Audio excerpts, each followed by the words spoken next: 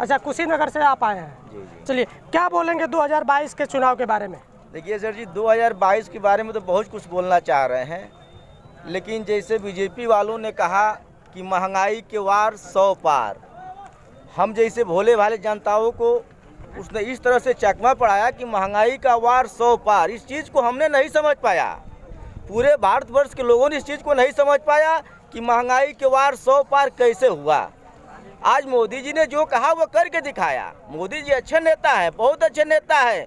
किसानों का हमदर्द है, लेकिन किसानों को लाठी से पीटते हैं। नौजवानों के हमदर्द हैं, वह कहते हैं कि मैं साल में 5 लाख नौकरियां दूंगा, लेकिन एक नौकरी नहीं दे। वो किसानों के, नौजवानों को हमदर्द बनते हैं। आज ये भागीदारी मोर्चा और संकल्प मोर्चा के माध्यम से ये जानना चाहती है कि तुम्हारी नौकरी कहाँ है। वह नौकरी अब तुम नहीं दे पाओगे। इसलिए मैं कहता हूँ कि उत्तर प्रदेश की गद्दी से तत्काल जो है योगी जी को बाहर किया जाए और भागीदारी संकल्प मोर्चा की सरकार बनी है। यही हमारी इच्छा है और यही हम मांग करते हैं उत्तर प्रदेश की जनता से। सर जी, हम तो सबसे पहले सवाल ये करना चाहते हैं भारतीय जनता पार्टी के लोगों से, आप बताओ, आप कहते हो कांग्रेस 75 साल रही, आप भाई गिना तो दो कांग्रेस 75 साल कब रही? क्या बीच में अटल जाए वो तुम्हारे बाप नहीं लगते थे? वो तुम्हारे लोग नहीं थे? मोदी जी तुम आए हो आज 8वीं साल में प्रवेश कर रहे हो, ये क्या तुम्हारी सरकार नहीं चली? तुम बताओ, जो संपत्ति बनी बनाई है अगर तुम्हारी है तो तुम बेच दो, लेकिन यह उत्तर प्रदेश और भारतवर्ष की संपत्ति है जिसे हमारे पुरखों पुरानिया ने अपनी बलिदानी देकर इसे बनाया है। हम उसे नीलाम नहीं होने देंगे। इसलिए चाहते उत्तर प्रदेश से भागीदारी संकल्प मोर्चा की सरकार बने, तब जाकर हमारी हिस्सा और अधिकार मिलेगा और मैं किसी संपत्ति को बेचने नहीं दूंगा। सर, डीजल, पेट्रोल और गैस के दाम भी काफ़ी बढ़ गए हैं, और गैस ऐसी चीज़ है कि हर घर के लोग उसको इस्तेमाल करते हैं खाना बनाने में।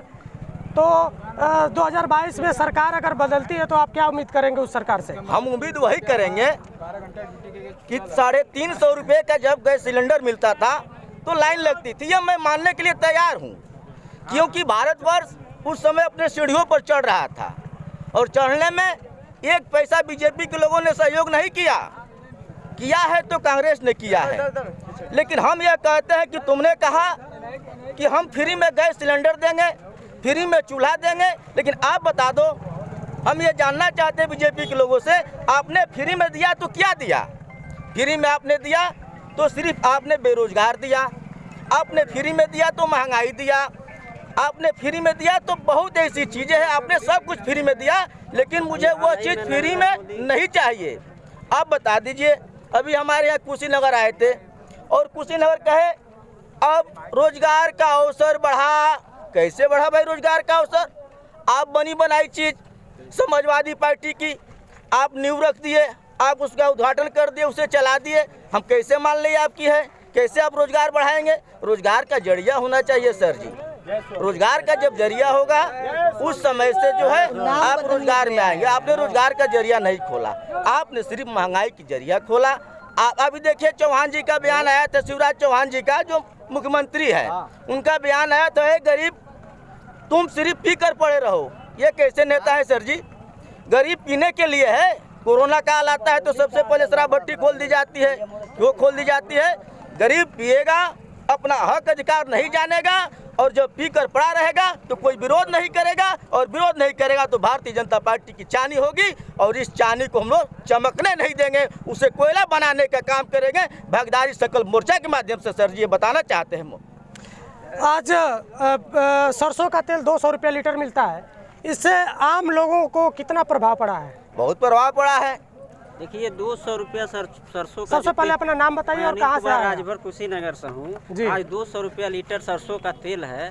जो 2 लाख रुपया का सैलरी कमाता है वो भी 200 रुपया का सरसों का लीटर तेल खरीदता है, और जो 100 रुपया की मजदूरी करता है वो भी 200 रुपया का सरसों का तेल खरीदता है।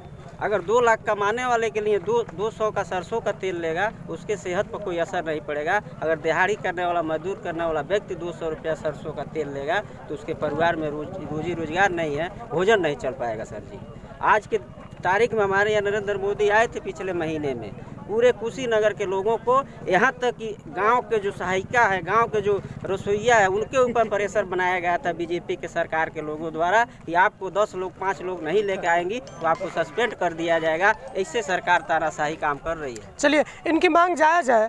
जो जिनकी कंडीशन अच्छी है वो तो 200 रुपये लीटर का तेल खरीद लेंगे, लेकिन जो गरीब परिवार के लोग हैं, जो मध्यम परिवार के लोग हैं, जो 200 रुपये 300 रुपये दिहाड़ी पर मजदूरी करते हैं, उनके लिए 200 रुपये लीटर का सरसों का तेल खरीदना काफ़ी मुश्किल है। और कुछ बोलना चाहेंगे आप? सर जी, बोलना क्या चाहेंगे, अब तो हमारे मुखिया आ ही रहे हैं, हमारे भागीदारी संकल्प मोर्चा के सारे मुखिया आ रहे हैं। अब तो जवाब माननीय ओम प्रकाश राजभर जी और उत्तर प्रदेश के पूर्व मुख्यमंत्री अखिलेश यादव जी देंगे, हमारी जनता देगी और हम लोग उन्हें जवाब देंगे। अभी मंच के माध्यम से आगे फैसला जो करेंगे वो मानने के लिए हम तैयार हैं सर जी। चलिए, 2022 में किसकी सरकार बनेगी? चलिए, भागीदारी संकल्प मोर्चा के तहत 2022 में अखिलेश जी साइकिल की सरकार चलिए, किसकी सरकार बनेगी 2022 में? अखिलेश यादव जी की सरकार बनेगी। किसकी सरकार बनेगी? साइकिल की बनेगी। चलिए, क्यों बनेगी सरकार? सबसे बेस्ट है, सबसे बढ़िया है, सबसे बढ़िया काम किए हैं। जब तक सरकार मुख्यमंत्री रहते थे तब तक मतलब मोबाइल रिचार्ज का कोई पैसा नहीं लगता था। बालू 195 रुपया था, जो 6,000 रुपया टाली था, आज 15,000 रुपये टाली चली गई है। सीमेंट था 195, आज 450 हो गया। जो डिश रिचार्ज होता था वो 110 था, आज 450 रुपया हो गया। ये महंगाई बढ़ी नहीं है?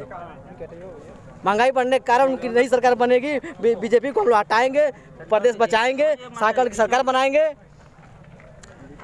अखिलेश यादव जी की अगर 2022 में सरकार बनती है तो आप उनसे क्या उम्मीद करते हैं? बहुत उम्मीद करते हैं, बड़ी अच्छी चीज़ आते हैं। उम्मीद तो यही है कि जो 100 नंबर चलाए थे उसको आगे बीजेपी वाले 112 कर रहे हैं। जो उज्जैन नगर है तो उसको कुछ और नाम रख रहे हैं। जो पंडित दीनदयाल उपाध्याय नाम रख रहे हैं, मुगल सराय को ये नाम चेंज करने के लिए आए हैं। हम लोग नाम नहीं चेंज करते हैं। सपा की सरकार जो बनाई है उसको उसी तरह रखती है, उसको तरक्की करती है, बिगाड़ती नहीं है। ये लोग नाम चेंज करने में, दीवार पेंट करने में आए हैं, लेकिन बीजेपी और उसको हम लोग रहने नहीं देंगे। दीवार नहीं पेंट करना, हम लोग को पेंट नहीं करना, हमको काम चाहिए।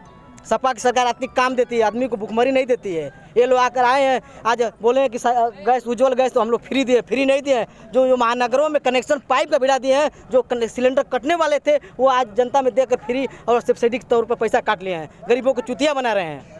भारतीय जनता पार्टी के लोग कहते हैं कि हमारी जब से सरकार बनी है उत्तर प्रदेश में कोई दंगा नहीं होता है। बहुत दंगा होता है। अभी देखिए हर जगह दंगा हो रहा है, कहाँ नहीं हो रहा है? सब जगह दंगा हो रहा है। वो खीरी लखीमपुर हुआ था, अभी इसके एक न्यूज में दिया गया था, झारखंड में सही हुआ था। जो आदमी जो पूजा करने जा रहे हैं गाड़ी से धक्का मारते जा रहे हैं। हर जगह स्टेट में जहाँ जहाँ बीजेपी की शाखा तहाँ दंगा प्रसाद हो रहा है। यहाँ पर भी हो रहा है, कोई आदमी को मारा जा रहा है, FIR दर्ज नहीं हो रहा है, वो दंगा ही नहीं हो रहा है। 2022 में जब सपा की सरकार बनेगी तो नौजवानों को नौकरी के अवसर प्राप्त होंगे क्या? बिल्कुल बिल्कुल। जब तक अखिलेश रहे हमेशा नौकरी मिलती गई है। बीजेपी वाला तो कुछ पता ही नहीं चला है, गुप्तनी काम करते हैं। जो बड़े बड़े लोग हैं, उनके कैंडिडेट हैं, उसी में से कर देते हैं। किसी को पता ही नहीं चलता क्या बढ़ता है, किसी को नहीं मालूम है। यहाँ तक कि जो आवासें आई वो भी नहीं मिला है किसी को, वो भी नहीं मिलता है। पैसा कब आता है कब जाता है कोई पता ही नहीं पता है। अखिलेश थे तो सबको मिलता था, जो कुछ भी लाभ आता था सबको बांटते थे। अखिलेश यादव के कोई 5 काम बता सकते हैं? बिल्कुल बता सकते हैं। 100 नंबर वही चलाए थे, जो लोहिया के चलाए थे 108 नंबर वही चलाए हैं। बहुत काम ऐसे किए हैं, ऐसी बात नहीं है। अब चलिए, अखिलेश यादव जी ने 100 नंबर चलाया था, 108 नंबर चलाए हैं। भी उत्तर प्रदेश को दिया था उन्होंने। आगरा से लखनऊ एक्सप्रेस बनाया है। और जो कुशीनगर में जो एयरपोर्ट बना उन्हीं का सब कुछ किया हुआ है। उनकी एक बहुत बड़ी मुहिम थी और वृद्धा पेंशन, समाजवादी पेंशन, लोहिया आवास के नाम से उन्होंने बहुत सारे काम किए। और उत्तर प्रदेश में इस समय चुनाव माहौल चल रहा है और उत्तर प्रदेश की जनता एक बार फिर अखिलेश को याद कर रही है। अब आगे देखते हैं 2022 में किसकी सरकार बनती है और कौन सत्ता में आता है।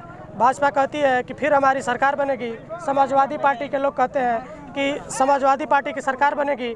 चूँकि इस बार समाजवादी पार्टी के साथ और छोटे छोटे दल हैं, भागीदारी संकल्प मोर्चा के तहत कई पार्टियां हैं, कई पार्टियां मिलकर उत्तर प्रदेश में चुनाव लड़ेगी भी है। और अखिलेश यादव को मुख्यमंत्री बनाने का ये सारी पार्टियां मिलकर सपना देख रही हैं। क्या नाम है सर आपका? कमलेश खरवार जी, कहाँ से आए हैं आप? हम बेलथरा रोड विधानसभा क्षेत्र के बारावती पट्टी से आ रहे हैं। 2022 का चुनाव नज़दीक आ गया है, हाँ। क्या बोलेंगे आप?